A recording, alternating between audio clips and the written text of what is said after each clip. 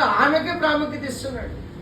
అంతేకాకుండా ఈయన ఒట్టు పెట్టుకున్నాడు, మాట ఇచ్చాడు కదా, ఆ మాట ఇచ్చినందుకు, మాట నేను ఇచ్చాను, నేను ఒట్టు పెట్టుకున్నాను కనుక ఈ మాట నేను తప్పను, ఆ మాట నెగ్గించుకోవడానికి ఆయన అటువైపు తిరిగాడు.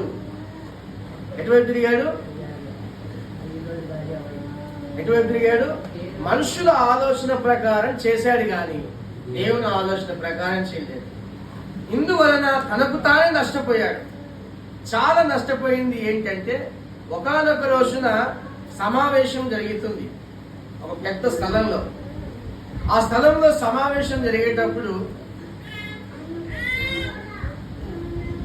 ఆయన బాగా చక్కగా మాట్లాడినాడంట.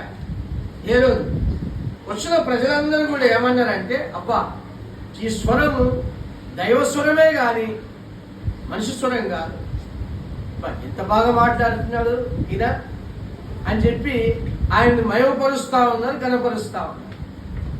దేవుని నమ్ముకున్నవాడై ఉండి కూడా ఆ స్థలంలో దేవుణ్ణి మయమపరచకుండా తనకు గొప్ప రావాలనుకున్నాడు, తనకు గొప్ప పేరు రావాలనుకున్నాడు, తనను తాను మయమపరుచుకున్నాడు. ఎన్ని తప్పులు జరిగినాయి? మొట్టమొదటిగా అన్న భార్యని తల్లిగా ఎంచాడు, అక్కడ తప్పు చేసినాడు. రెండవది ఆమెను వశపరుచుకున్నాడు. మూడవది ఆమెతో తప్పు చేస్తున్నాడు. నాలుగవది సొంతం చేసుకున్నాడు, భార్యగా చేసుకున్నాడు. ఐదవది తను మాట ఇచ్చినందుకు తప్పొద్దని నిర్ణయం తీసుకున్నాడు. ఆరవది ఆ స్త్రీకే ప్రాముఖ్యత ఇచ్చి నీతిమంతుణ్ణి చంపేశాడు.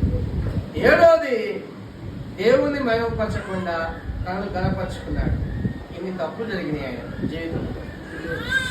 ఆ తర్వాత ఏమైందంటే మాట్లాడుతూ ఉండగానే శరీరంలో పురుగులు పుట్టినాయి.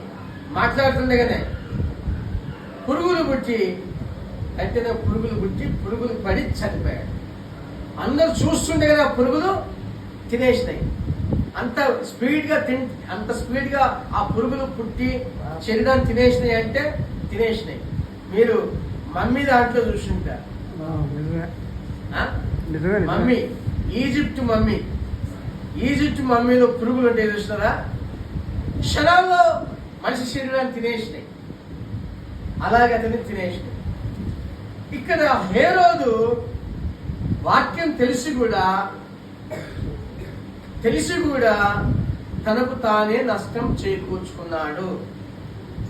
అంటే తెలుసు, అయినా కూడా తెలిసి కూడా తప్పు చేసినందువల్ల తన జీవితానికి నష్టం చేకూర్చుకున్నాడు. ఒక మనిషి పతనం అయిపోవడానికి కారణం ఏందయ్యా అంటే దేవుని వైపు చూడక, దేవుని వాక్యం వైపు చూడక, మనుషుల వైపు చూసి, మనుషుల మొహాలను చూసి, మనుషులు చెప్పినట్లుగా నడవడం వల్లనే ఆ మనిషికి నష్టం కలుగుతుంది అన్నట్లుగా ఇతని జీవితం మనకు గుణపాఠం నేర్పుతాడు. ఏ వ్యక్తి అయితే దేవుని వైపు చూస్తాడో, ఏ వ్యక్తి అయితే దేవుని సేవకులు చెప్పిన వాక్యాన్ని గుర్తిస్తాడో, ఆ వ్యక్తి దేనికి ప్రాముఖ్యత ఇస్తున్నాడు అని అంటే శరీర ఇచ్చకు కాదు, శరీరానికి కాదు, శరీర కోరికలకు కాదు. దేనికి ప్రాముఖ్యత ఇస్తున్నాడు అంటే ఆత్మకే ప్రాముఖ్యత ఇస్తున్నాడు. కనుక తన జీవితంలో నష్టంలో ఉన్న లాభంగా మారుతాడు.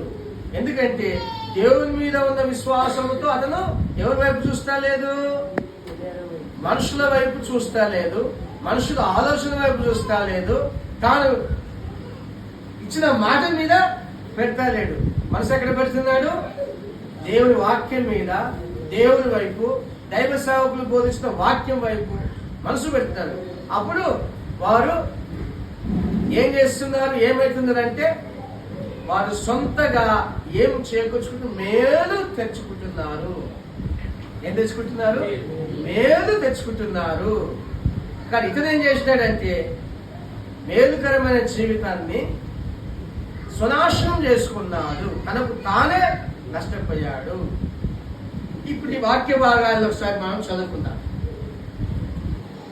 మత్తయి సువార్త మత్తయి సువార్త 14వ అధ్యాయం 1 నుంచి 12 వాక్యాలు చదువుతున్నాను చూడండి.